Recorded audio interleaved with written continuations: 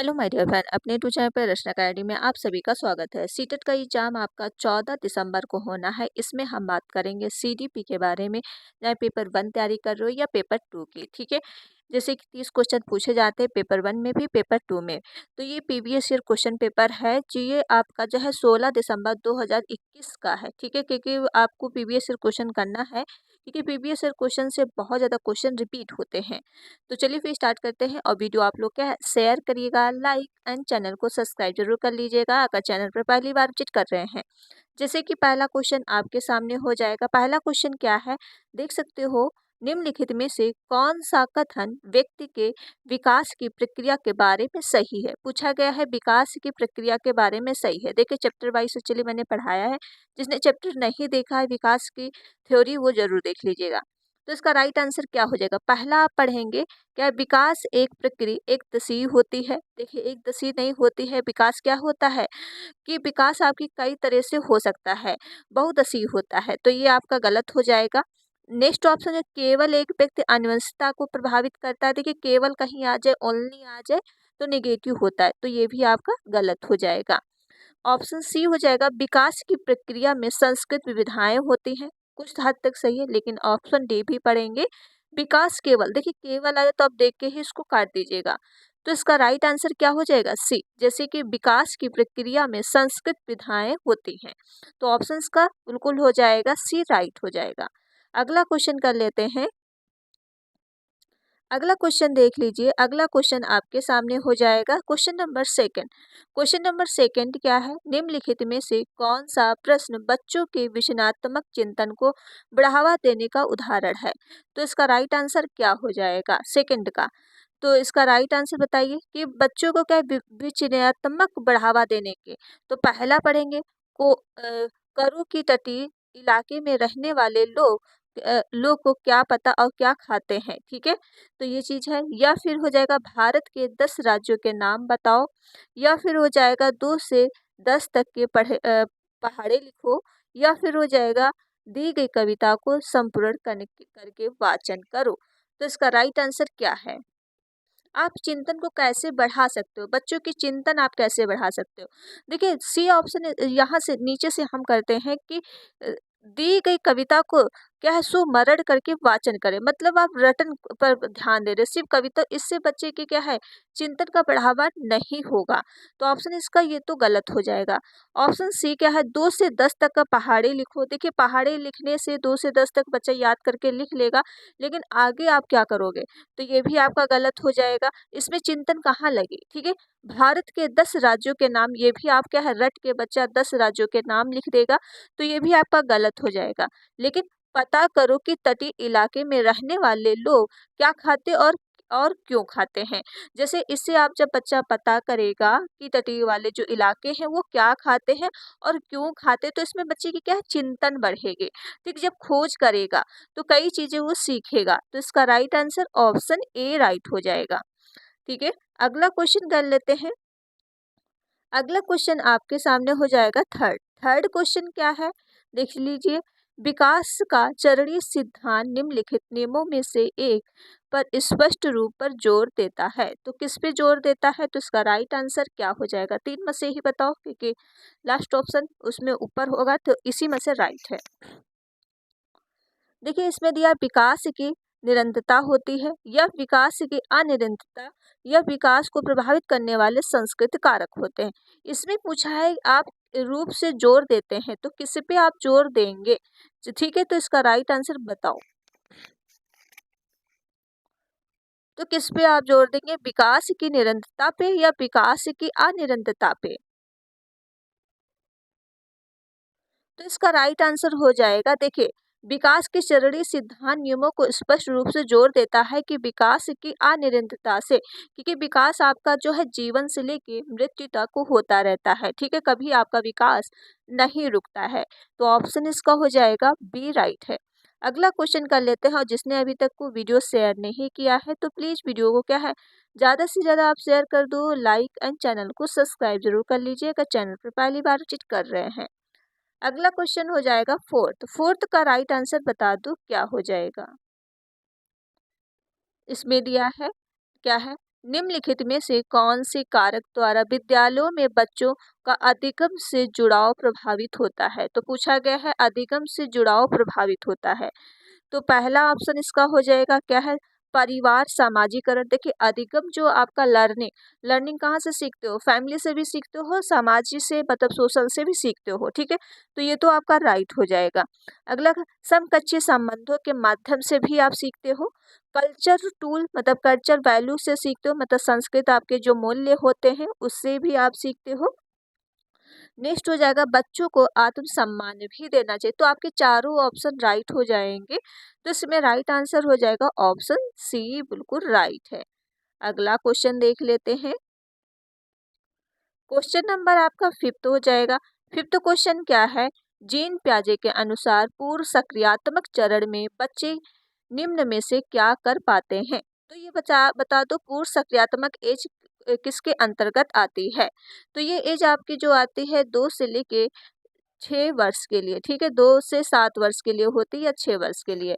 तो ये एज याद रखिएगा। तो इसमें राइट आंसर बता दो क्या हो जाएगा।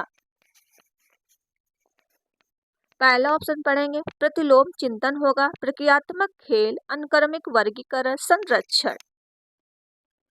तो पूर्व सक्रियात्मक अवस्था के अंतर्गत बच्चों को क्या पता होता है? देखिए संरक्षण का नियम जो नहीं आता है, अनुक्रम वर्गीकरण भी नहीं कर पाता क्योंकि बच्चा क्या होता है, यहाँ पे बच्चा छोटा होता है, ठीक है। तो ये हो जाएगा आपका क्या है, प्रक्रियात्मक खेल के माध्यम से बच्चे क्या है, सिंबल के माध्यम से बच्चे खेल के माध्यम से सीखते हैं। तो ऑप्शन का हो जाएगा बी राइट है। अगला नेक्स्ट क्वेश्चन देख लो। थोड़ा ये क्वेश्चन बड़ा है, थोड़ा आप क्वेश्चन इसको पढ़ेंगे फिर हम ऑप्शन आपको बाद में दिखाएंगे। क्वेश्चन नंबर आपका 6 हो जाएगा। देखिए 6 क्वेश्चन क्या है? एक छोटी बालिका प्रक्रियात्मक खेल कर पाती है पर अभी दूसरे व्यक्ति का दृष्टिकोण नहीं समझ पाती है और वह अपनी पड़क जो है बाहर की घटनाओं की वजह से आसानी से परेशान हो जाती है। जीन प्याजे द्वारा सुझाए चरणों में से कौन सा चरण इस बालिका के वर्तमान स्तर को अंकित करता है? तो इसका राइट आंसर क्या हो जाएगा? ये किसके अंतर्गत आता है? देखिए बच्चा के अभी हमने आपको जो अगला क्वेश्चन दिखाया था फिफ्थ वाला, प्रक्रियात्मक खेल पर करती है। तो ये खेल के माध्यम से कौन सी एज होती है? ये पूर्व सक्रियात्मक अवस्था होती है जो आपके लेके 2 से लेके 6 वर्ष या 7 वर्ष के लिए होती है। तो ये हो जाएगा पूर्व सक्रियात्मक अवस्था। ऑप्शन इसका बी राइट हो जाएगा। नेक्स्ट क्वेश्चन देख लो। क्वेश्चन नंबर आपके पास हो जाएगा 7। 7 का राइट आंसर बता दो क्या हो जाएगा। 7 क्वेश्चन हो जाएगा आपके सामने। निम्न में से कौन सा अभिलक्षण कोलबर के नैतिक विकास के मॉडल को सम्मानित करता है? देखिए कोलबर का नैतिक मॉडल का कौन सा सम्मानित करता है? तो पहला ऑप्शन पढ़ेंगे नैतिक विकास के चरणों को स्वरूप सार्वभौमिक होता है, नैतिक चिंतन के विकास के क्या है निरंतरता होती है, या फिर नैतिक विकास एक क्रमिक प्रक्रिया नहीं या संपूर्ण रूप से वातावरणीय कारकों पर निर्भर है, या फिर हो जाएगा लास्ट ऑप्शन क्या है आपका नैतिक विकास के मुक्ता संस्कृत मूल्यों पर निर्भर है। तो बताओ इसका राइट आंसर क्या हो जाएगा 7 का। तो 7 देखो इसमें पूछा गया कोलवर, कोलवर के नैतिक विकास के मॉडल को सम्मानित करता है। तो ये आपका लास्ट मॉडल हो जाएगा क्योंकि कोलवर ने जो आपकी स्टेज दिया है 3 और जो लेवल आपके है 6, ठीक है। तो याद रखिएगा 2 2 में 2 बटे है। तो ये आपका लास्ट ऑप्शन हो जाएगा। ऑप्शन इसका बी ए राइट है। नैतिक विकास के चरणों को स्वरूप और सार्वभौमिक होता है, ठीक है। ऑप्शन इसका आपका फर्स्ट राइट हो जाएगा। कोलवर की थ्योरी पढ़ाई है, जिसने नहीं देखा वो वीडियो आप लोग जरूर देख लीजिए। क्वेश्चन नंबर 8 हो जाएगा। क्वेश्चन नंबर 8 देखिए आपका हो जाएगा वाइगॉस्की से रिलेटेड, ठीक है। क्या है? ले वाइगॉस्की के अनुसार निम्न में से किसके लिए समीपस्थ विकास का क्षेत्र का इस्तेमाल करना चाहिए? समीपस्थ विकास क्या होता है? जेड पीडी, ठीक है। जेड पीडी के अकॉर्डिंग आपका आंसर इसमें कौन सा सही होगा? तो बताइए इसका राइट आंसर क्या है? देखिए समीपस्थ विकास ये होता है जैसे आप सीटेट में मार्क्स कितना ला पा रहे हैं, जैसे 75, ठीक है। सीटेट का मार्क्स आप यहाँ पे हो, लेकिन हमारी वीडियो या फिर आप अपने सेल्फ स्टडी या फिर आप क्या है किसी और की वीडियो देख के जब आप क्या है अकॉर्डिंग जब आप चीज़ों समझते हो फिर अपने आप से खुद चीज़ों को एनालिसिस करते हो, तब सीटेट में आपके 120 मार्क्स हो जाता है। जो ये संभावित विकास होता है उसे ही कहते हैं समीपस्थ का विकास। ठीक है, जो ये संभावित विकास आपका बीच का ये बढ़ा हुआ है। तो ये कहाँ से आया, तो इसका राइट आंसर क्या हो जाएगा, टीचिंग एंड असेसमेंट, या फिर टीचिंग ओनली, या असेसमेंट ओनली, या फिर बताइए इसका राइट आंसर क्या हो जाएगा। देखिए ये हो जाएगा अध्यापन और मूल्यांकन। आपने क्या किया, अध्ययन किया, फिर आपने अपना मूल्यांकन किया। तो ऑप्शन इसका फर्स्ट राइट, और केवल तो दोनों ही ऑप्शन कट कट हो जाएंगे।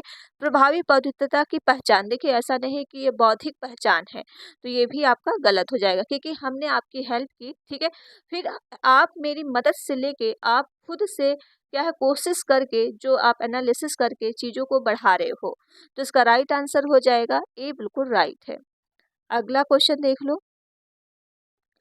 अगला क्वेश्चन हो जाएगा नाइन। नाइन क्वेश्चन क्या है आपका, नाइन क्वेश्चन दिया है, एक विशिष्ट संप्रत्यय को पढ़ाने हेतु अध्यापिका बच्चे को आधा हल किया हुआ उदाहरण देती है। क्या है, एक जो है संप्रत्यय है, अध्यापिका एक है, बच्चा को आधा हल किया हुआ उदाहरण देती है। लेव वाइगोत्स्की के अनुसार अध्यापक रणनीति का इस्तेमाल कर रही है। देखिए ये चीज होता है लेव वाइगोत्स्की के अकॉर्डिंग। आपका बताइए इसका राइट आंसर क्या हो जाएगा।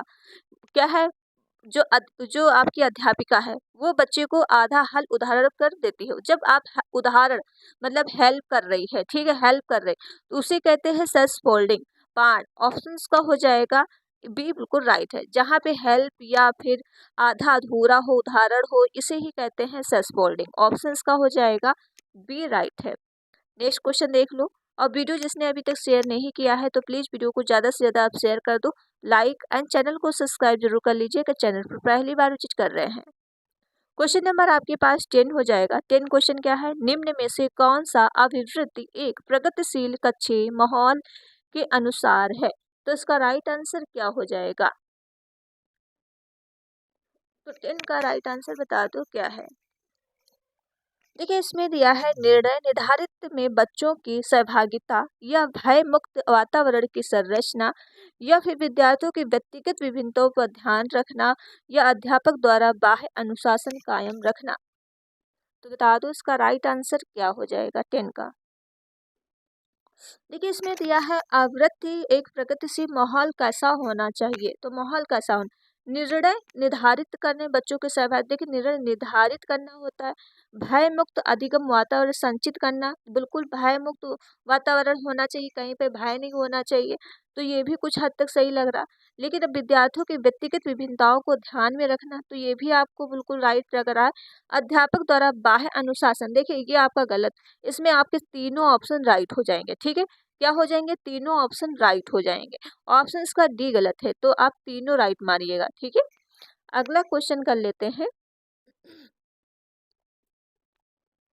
11 क्वेश्चन। 11 क्वेश्चन क्या है आपके सामने, 11 दिया है, एक महत्वपूर्ण है कि कोई अध्यापक बच्चों को बुद्धि लब्धि के आधार पर स्थित समूहों को में पृथक ना करे क्योंकि। तो बताइए इसका राइट आंसर क्या हो जाएगा। क्वेश्चन थोड़ा मैं, एक सेकेंड, एक मिनट रुकिएगा। चलिए बताइए इसका राइट आंसर क्या है। तो देखिए इसमें जो है, एक मिनट इसको मैं इधर कर देती हूँ। ठीक है, बुद्ध लब्धि के आधार पर स्थित समूहों में पृथक ना करे क्योंकि। तो इसमें दिया है यह अध्यापक के लिए असुविधाजनक है, यह विद्यालयों के लिए असुविधाजनक है, यह बच्चों के एक दूसरे के साथ अंतर समूह स्पर्श नहीं करने देता है, बुद्धि लब्धि सभ्यता अस्थायी नहीं, और यह बच्चों में चिन्हित करने के जिम्मेदार हो सकती है। देखिए सब किसी बच्चे की बुद्धि लब्धि स्थायी नहीं होती है।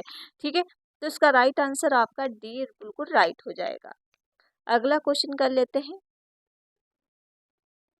देखिए अगला क्वेश्चन हो जाएगा आपका 12 क्वेश्चन क्या है, हार्वर्ड गार्डन के सिद्धांत के अनुसार एक कक्षा में तरह तरह की अध्यापन रणनीतियों का इस्तेमाल होना जरूरी है क्योंकि। तो इसका राइट आंसर क्या हो जाता है,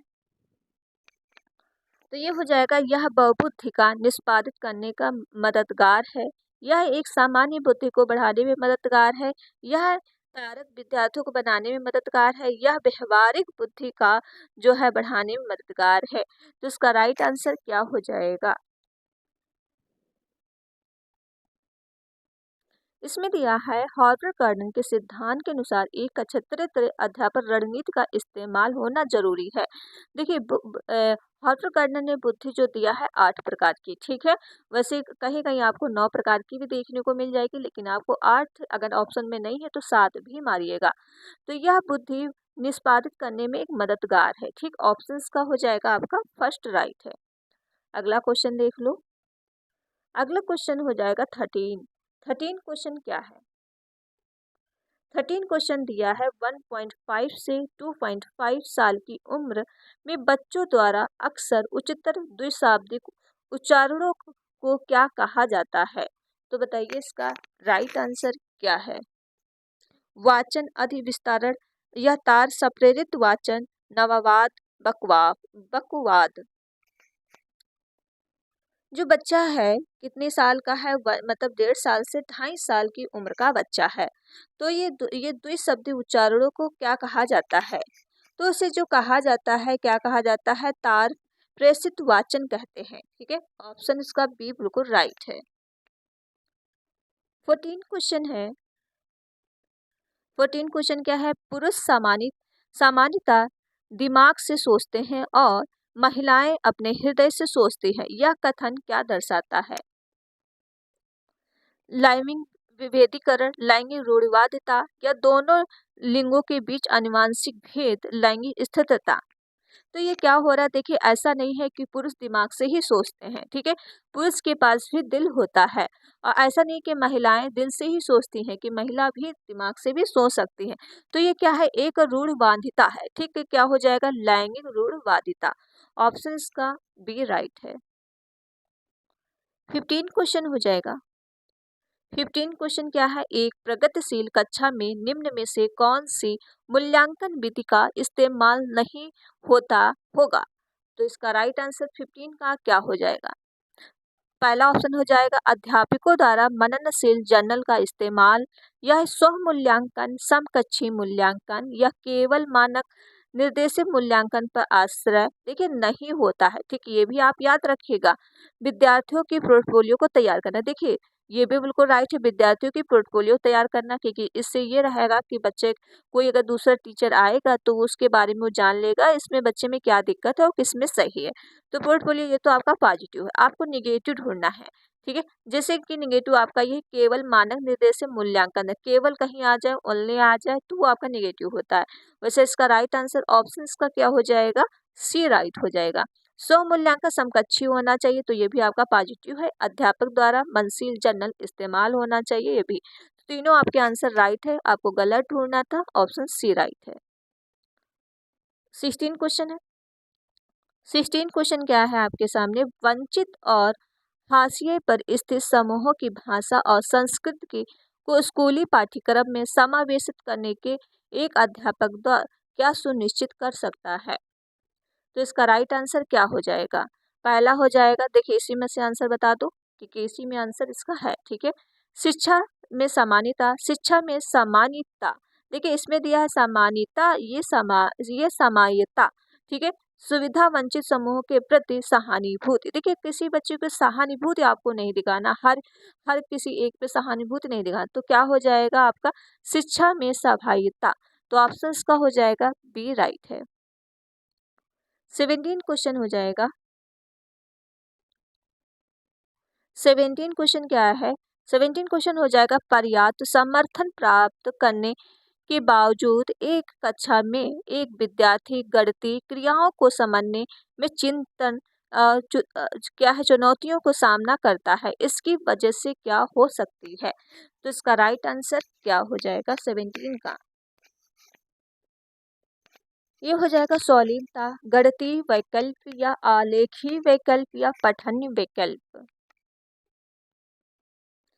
इसमें दिया है, आप थोड़ा देखेंगे ध्यान से, देखिए ये दिया है गणितीय क्रियाओं को, तो ये आपका हो जाएगा डिस्कैलकुलिया, ठीक है। ऑप्शन इसका हो जाएगा बी बिल्कुल राइट है। डिस्ग्राफिया जो होता है आपका लेखनी से होता है, डिसलेक्सिया जो होता है पढ़ने से होता है, सौलीनता ये सब अलग अलग होते, तो सारे याद रखेगा। इसमें दिया है गणितीय, तो डिस्कैलकुलिया हो जाएगा, ऑप्शन इसका बी राइट है। और जिसने अभी तक वीडियो शेयर नहीं किया है तो प्लीज़ वीडियो को ज़्यादा से ज़्यादा शेयर कर दो, लाइक एंड चैनल को सब्सक्राइब जरूर कर लीजिए अगर चैनल पर पहली बार विजिट कर रहे हो। अब आपकी डेली रेगुलर क्लासेस होगी, ठीक है। और जैसे कि अभी बीच में क्लासेस नहीं हो रही थी, वो किसी कारण की वजह से नहीं हो रही थी, अब आपकी रेगुलर क्लासेस होंगी, वो भी सारी क्लासेस होंगी। 18 क्वेश्चन हो जाएगा। एक समावेशी संस्था में एक क्या है, श्रव बाधित विद्यार्थियों की शिक्षा हेतु निम्न में से कौन सी रणनीति प्रभावित नहीं होगा। क्या पूछा है, श्रवण बाधित बच्चा, ठीक है। उसमें पूछा निगेटिव आंसर, इसको आपको देना है। तो वीडियो चलचित्र प्रदर्शन में उपकृत इस्तेमाल करना। देखिए एक श्रव बाधित बच्चा है जिसको क्या है, सुनाई नहीं दे रहा, तो वीडियो के माध्यम से चीजें आप क्या है उसको क्लियर कर सकते हो, तो ये तो आपका पॉजिटिव हो जाएगा। पढ़ाते हुए अव्यक्त के शारीरिक गतिविधियों को संकेतों का इस्तेमाल करना, बिल्कुल क्या है, संकेतों का इस्तेमाल आप कर सकते हो, तो ये भी आपका बिल्कुल राइट हो जाएगा। अगला कोई पॉइंट हो जाएगा, अगला पॉइंट है मौखिक संप्रेषण के साथ साथ शाब्दिक चित्र संप्रेषण का भी इस्तेमाल करें, क्योंकि उसको दिखाई तो दे रहा, श्रवण मतलब सुनाई नहीं दे रहा, तो ये भी आपका पॉजिटिव हो जाएगा। इसमें दिया है संप्रेषण हेतु मौखिकता, मौखिक के माध्यम से ही आश्रित कर। अब मौखिक के आधे से आप आश्रित कर रहे हो, तो चीजें उसको क्या है, सुनाई नहीं दे रही है, तो कैसे उसको समझ में आएगा। तो ऑप्शन इसका हो जाएगा आपका क्या है, डी राइट हो जाएगा। अगला क्वेश्चन देख लो। अगला क्वेश्चन आपका 19 हो जाएगा। 19 क्वेश्चन क्या है, जैसे दिया है निम्नलिखित में से किसी कक्षीय प्रक्रिया का विश्लेषण किसी अध्यापक के वंचित समूहों के प्रति गठित गूढ़ पूर्वाग्रह का उजागर कर सकता है। तो इसका राइट आंसर क्या हो जाएगा। इसका आंसर जो है पहला ही राइट हो जाएगा। लिंग, जाति और आर्थिक श्रेणी के आधार पर निर्धारित आसवन व्यवस्था है, ठीक है। तो ऑप्शन का पहला ही राइट हो जाएगा। क्वेश्चन नंबर 20 देख लो। क्वेश्चन नंबर 20 आपके सामने हो जाएगा। कक्षा में सृजनात्मकता को बढ़ावा देने के लिए विद्यार्थियों को कैसे अवसर प्रदान करने चाहिए। तो कैसे अवसर प्रदान करने चाहिए, तो इसका राइट आंसर क्या हो जाएगा। जैसे कि विशिष्ट उपलब्धि वर्ग का इस्तेमाल करें, या फिर मौलिक खोज सोच को बढ़ाने के लिए, परीक्षा के बेहतर के कौशल विकसित करने लिए, अभिसारिक सोच। देखिए अभिसारी होता है जो एक तरह से ही क्वेश्चन को आप लर्निंग कर सकते हो, सिर्फ एक क्वेश्चन ही आंसर होता है, तो ये तो आपका गलत हो जाएगा, क्योंकि सर्वसमात्मकता पूछा है, ठीक, कैसे आप बढ़ा सकते हो विशिष्ट उपलब्धि वर्ग का इस्तेमाल करके, तो ये भी आपका निगेटिव हो जाएगा। अब बता दो दो में से राइट आंसर क्या है। तो इसमें दिया है मौखिक खोज और सोच को बढ़ाने के लिए। जब आप क्या करोगे, मौखिक खोज करने के लिए कहोगे और सोच को बढ़ाने के लिए कहोगे, तो इसका राइट आंसर बी हो जाएगा। अगला क्वेश्चन देख लो।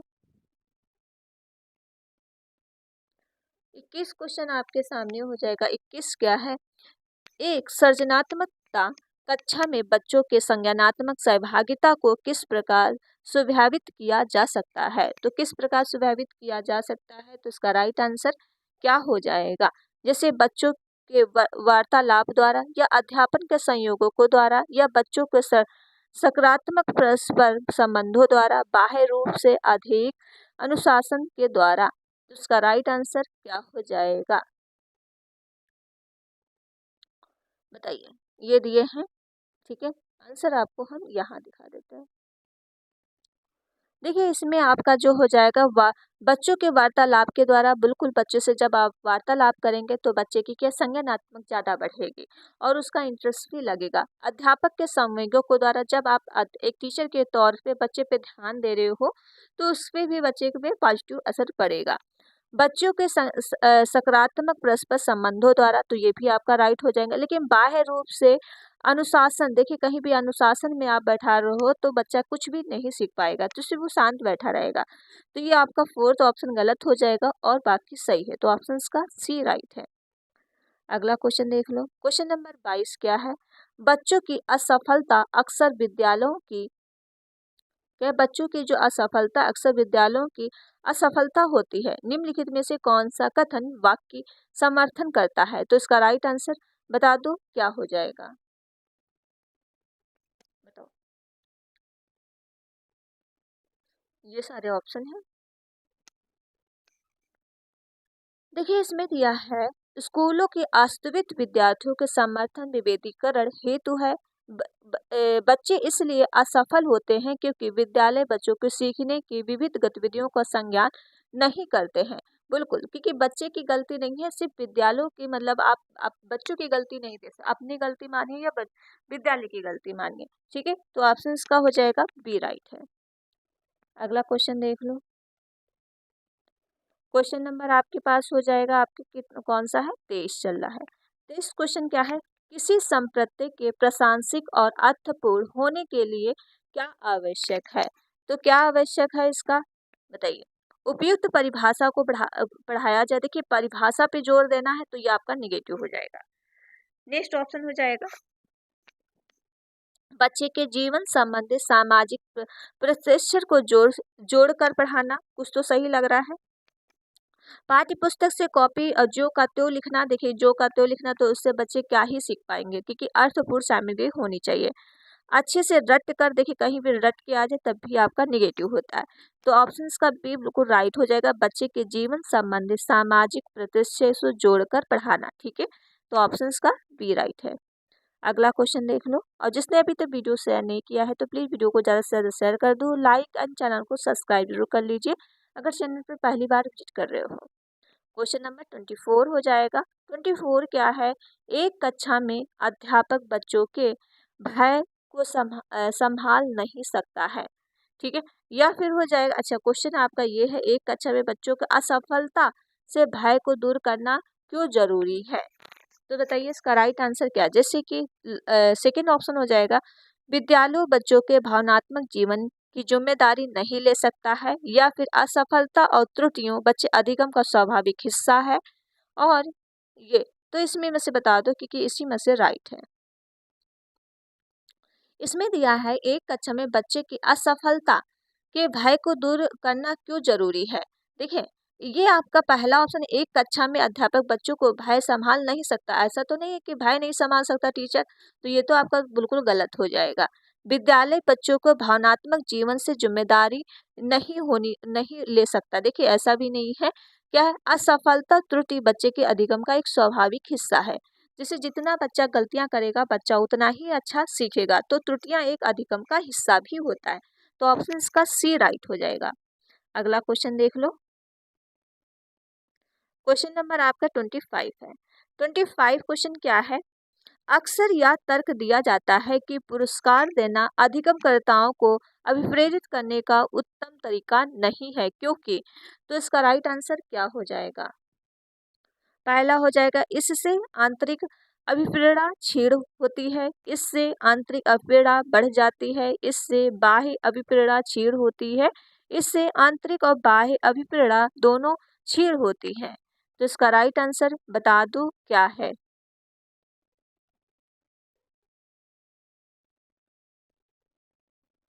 तो ये देखिए, इसमें पूछा गया है कौन सा तरीका नहीं है, इससे आंतरिक अभिप्रेरणा क्षीण होती है, तो ये हो जाएगा ऑप्शन फर्स्ट राइट हो जाएगा। 26 क्वेश्चन है। 26 क्वेश्चन क्या है, निम्न में से अभिलक्षणों कौन सा दल उत्तम और सामान्य समाधानकर्ताओं को इंगित करता है। तो इसका राइट आंसर क्या हो जाएगा, दिया है, सृजनात्मक प्रक्रियात्मक अभिनवता की कमी अपसारी चिंतन होता है, क्रियात्मक जड़ता सृजनात्मक अभिसारी चिंतन है, या फिर हो जाएगा प्रक्रियात्मक अन्यात्मक कमी अभिसारी चिंतन सृजनात्मकता है। बताइए इसका राइट आंसर क्या हो जाएगा। तो इसका राइट आंसर हो जाएगा फर्स्ट राइट है, सृजनात्मकता और प्रक्रियात्मकता अनियमितता की कमी अपसारी चिंतन है। ठीक है, ऑप्शन का फर्स्ट राइट है।